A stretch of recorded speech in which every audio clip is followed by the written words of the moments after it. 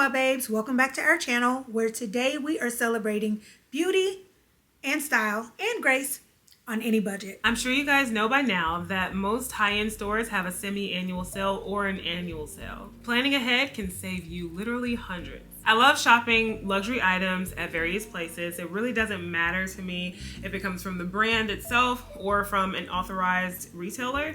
I just want to get the best bang for my buck. So during the holidays, Black Friday, but then also just during the holiday season, Macy's carries luxury brands like Jo Malone on sale. And also Nordstrom has Jo Malone on sale during their semi-annual sale. And so I racked up on a lot of stuff. I'm almost out of this one. This is the English Pear and Freesia Jo Malone oil.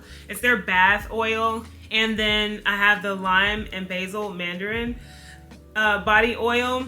I love these to put with my lotion or just out, like when I'm right out of the shower or something like that.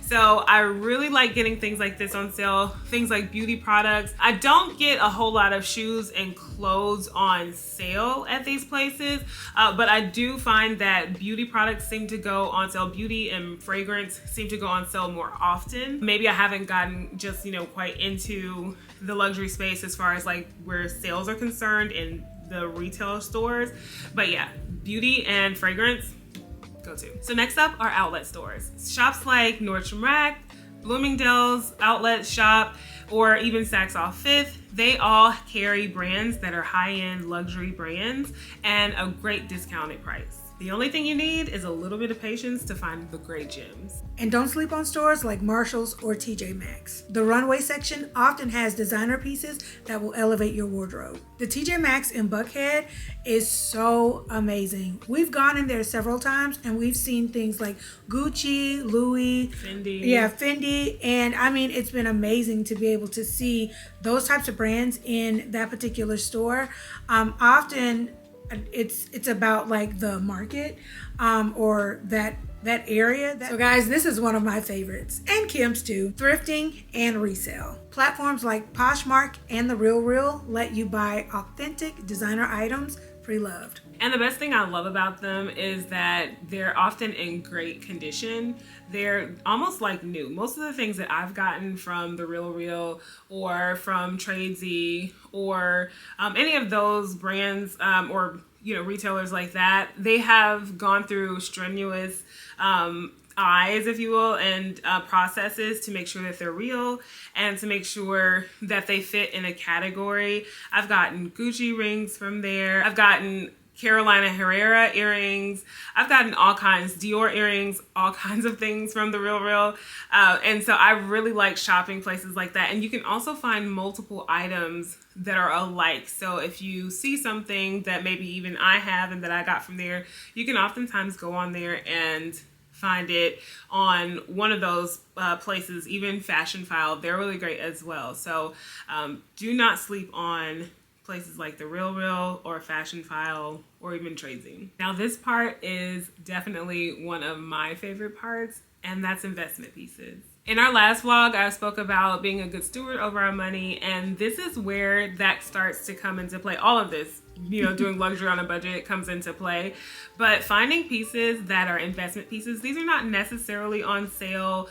They're not necessarily secondhand. They can be, but if you're buying them straight from the retailer from, full price, because a lot of things don't go on sale. Like my Polo ID bag, I kind of waited for it to go on sale over the holidays and I did not see it go on sale. So like I said, I gave that as a wish list item to our mom for a Christmas gift. So, cause it never went on sale. And so I was like, okay, well, since, we're getting gifts, get that one. Thank you. Okay. And it is definitely an investment piece because it's high quality leather. It is something like, even as it's bended and folded, it's not gotten deep creases or anything in it. It is A1. So buying a leather bag, a really good bag, good earrings, or even a nice blazer. Your earrings, costume jewelry, they might fall into, they can be investment pieces, but you want something that's classic, tried and true.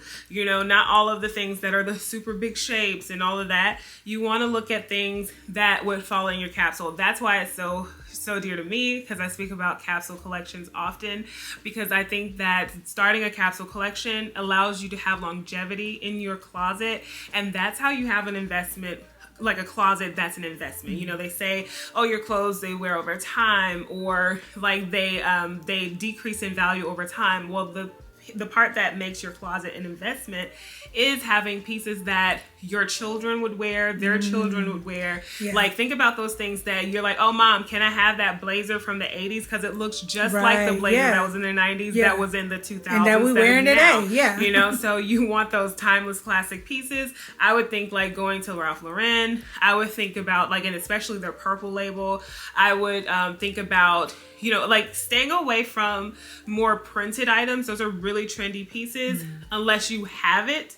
To make that a piece that's going to go into your closet, I would say stay away from those until you build your wardrobe entirely and you have all the pieces that you need. But you're looking at quality, you're looking at stitching, you're looking at price point, not necessarily saying that you're breaking the bank, but those are the things you want to keep in mind. Those are the things that are going to keep you polished, and those are the things that are going to keep you well in shape throughout time. You mentioned about like how we need to have items in our wardrobe that we'll be able to pass down to our children. Like, you know, we talk about like passing things down from generation to generation. We talk about wealth, but like that's also like a piece of wealth, if you will. Because like, they don't have to buy it. Right, they don't have to buy it, and it's passing down a great piece.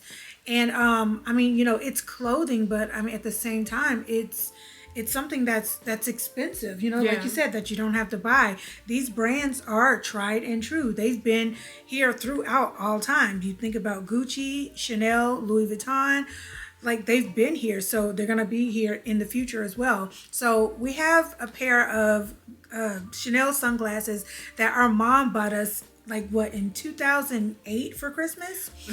Yeah. And so when we got those frames, oh my gosh, we were in love with those frames. And our first luxury piece. Yes. Oh yeah, it was. Oh my goodness.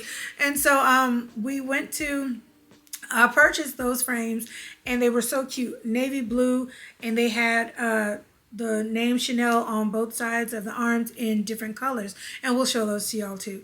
But I mean, we still have those frames. They feel good. They're still in great condition. And I just told Kim recently, I think I'll give those to my daughter because, I mean, it's something to pass down. I remember when Mom had her Louis Vuitton in her closet, and we were carrying that around like, in high school. Shoot, I want to carry the Louis. Everybody had Dooney and Burke, and we had Louis. We had Dooney, but we also had the Louis.